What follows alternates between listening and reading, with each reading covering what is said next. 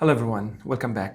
আজকের সামারি বইতে আমরা পড়ব হোয়াট ম্যাটার্স মোস্ট। বইটি ড্যান বাটনের লেখা। তিনি একজন এন্ড অফ লাইফ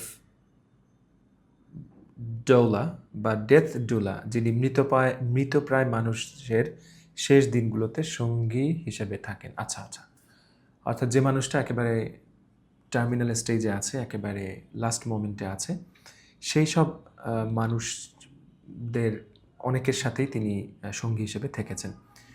আমরা মৃত্যুর কথা ভাবতে ভয় পাই, কিন্তু যারা মৃত্যুর একদম কাছে চলে যান তারা জীবনের আসল অর্থটা সবচেয়ে ভালো বোঝেন। খুব ইন্টারেস্টিং একটা বই হতে যাচ্ছে আমার বিশ্বাস। মন দিয়ে শুনতে থাকুন। তাদের কাছ থেকে আসলে মৃত্যু পথযাত্রী একেবারে মৃত্যুর কাছাকাছি আছে এরকম মানুষের কাছ থেকে আমরা সাধারণত কোনো কিছু শুনতে পাই না বা শুনি না, বা ওই অ্যাক্সেসটা আমাদের থাকে না সবসময়। তো উনি এটা করেছেন, অ্যামেজিং। আশা করছি বইটা খুব ভালো লাগবে এবং সত্যিকার অর্থে হোয়াট ম্যাটার্স মোস্ট, অর্থাৎ জীবনে আসলেই সবচেয়ে বেশি ম্যাটার করে কোন জিনিসটা সেটা আমরা জানব। মৃত্যুর আগে তাদের কোনো টাকা পয়সা বা খ্যাতির চিন্তা থাকে না। তাদের চিন্তা থাকে ভালোবাসা, সম্পর্ক এবং ছোট ছোট আনন্দের মুহূর্ত নিয়ে। এই বইটি আমাদের শেখায় ভালোভাবে মরতে হলে আগে ভালোভাবে বাঁচতে হবে। ওয়াও! ভালোভাবে মরতে হলে ভালোভাবে বাঁচতে হবে। চমৎকার কথা, নোট নিলাম। শুরু করছি। ডায়ান বাটনের দাদু মারা যাচ্ছিলেন। উনি লাং ক্যান্সারে আক্রান্ত। শেষ সময়ে তিনি পরিবারের সবাইকে এক করলেন। সবাই ভাবছে তিনি হয়তো কোনো বড় উপদেশ দেবেন বা উইলের কথা বলবেন, মানে সহায় সম্পত্তি কাকে কোনটা দিবেন। কিন্তু তিনি বললেন, আমি যখন মারা যাব তখন মিন্ট জেলি দিয়ে ল্যাম্ব চপ খাওয়াটা খুব মিস করব। মিন্ট জেলি দিয়ে ল্যাম্ব চপ, জেলি এক ধরনের মিন্ট ফ্লেভারের জেলি দিয়ে ভেড়ার মাংসের যে চপ, এটা খাওয়া মিস করব। উনি এটা হয়তো খুব ভালো খেতেন। সবাই হেসে ফেলল। কয়েকদিন পর তিনি হাসি মুখেই মারা গেলেন। এই ঘটনাটি ডায়ানকে ভাবিয়ে তুলল। কিভাবে একজন মানুষ মৃত্যুর মুখে দাঁড়িয়েও এত শান্ত এবং হাসিখুশি থাকতে পারেন?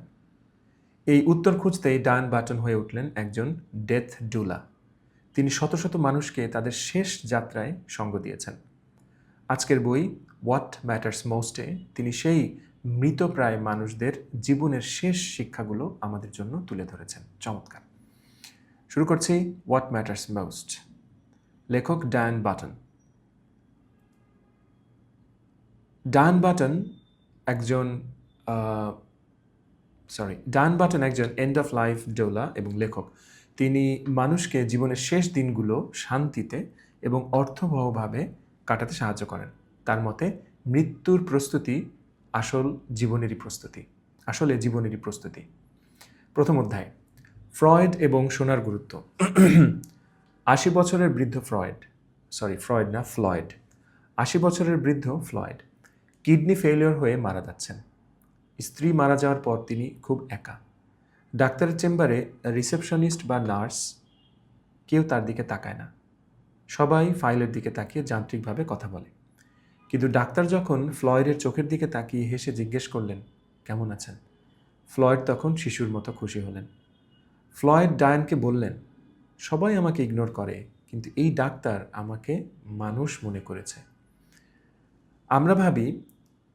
আমরা ভাবি বড় কোনো গিফট দিলেই মানুষ খুশি হয়, কিন্তু মৃতপ্রায় মানুষরা আমাদের শেখায় সবচেয়ে বড় গিফট হলো মনোযোগ। কাউকে মন দিয়ে শোনা বা কারো দিকে তাকিয়ে একটু হাসা, এটাই তাকে বেঁচে থাকার আনন্দ দেয়। তাই আপনার আশেপাশের মানুষগুলোকে ইগনোর করবেন না। তাদের চোখের দিকে তাকিয়ে কথা বলুন। তাদের অনুভব করতে দিন যে তারা আপনার কাছে গুরুত্বপূর্ণ। চমৎকার লেসন। দ্বিতীয় অধ্যায়, রজার এবং অনুভূতির প্রকাশ। রজার ছিলেন একজন শক্তপোক্ত খামারি। তিনি সারা জীবন তার আবেগ বা ইমোশন চেপে রেখেছিলেন। মৃত্যুর সময়ও তিনি মেয়েকে বলেছিলেন, আমি ভালো আছি। কিন্তু ডায়ান বুঝতে পারলেন তিনি ভালো নেই।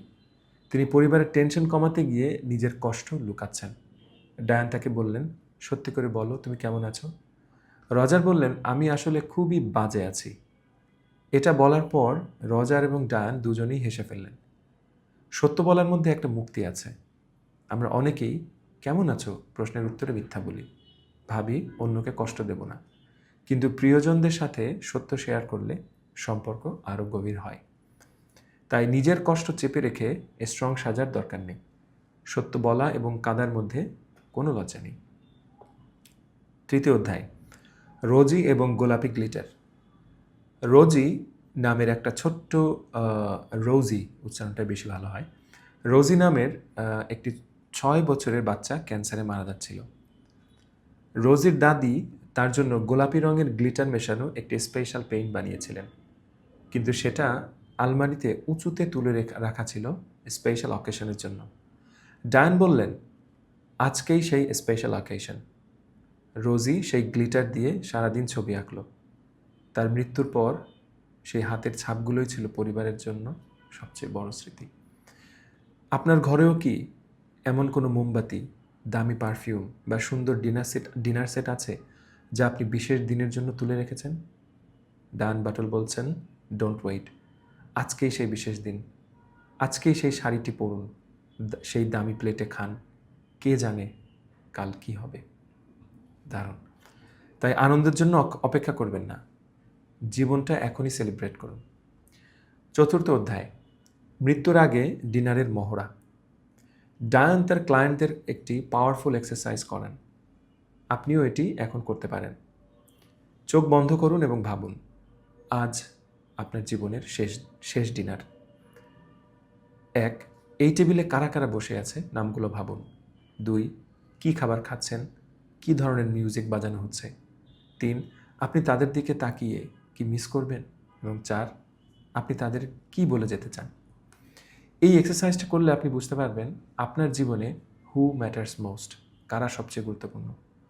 অপ্রয়োজনীয় ঝগড়া বা ইগোর কারণে আমরা যাদের দূরে ঠেলে দিই, মৃত্যুর মুহূর্তে তারাই আমাদের একমাত্র চাওয়া হয়ে ওঠে। পঞ্চম অধ্যায়, ফাইনাল চেকলিস্ট। জীবনের শেষ দিন পর্যন্ত অপেক্ষা না করে আজকেই নিজেকে এই 6টি প্রশ্ন করুন।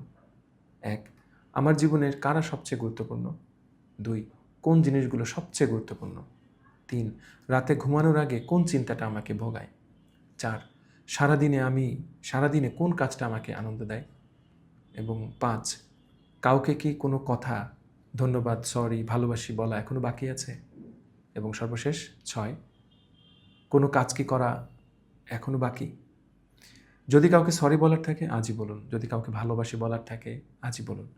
জীবনকে এমনভাবে গুছিয়ে রাখুন যেন মৃত্যু আজ আসলেও আপনার কোনো আক্ষেপ না থাকে।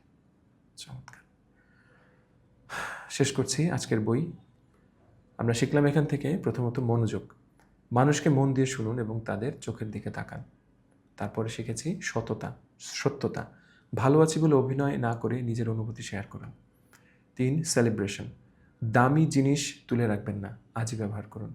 4, চেকলিস্ট। ভালোবাসার কথা বা ক্ষমার কথা আজই বলে ফেলুন। এই ছিল আজকের বই হোয়াট ম্যাটার্স মোস্ট। আসলে একটু ভিন্ন ধরনের বই, তাই না? ভাবাচ্ছে বিষয়গুলো। আশা করছি আপনাদেরও। ঠিক আছে, ভালো থাকুন, দেখা হচ্ছে পরের বইতে। বাই।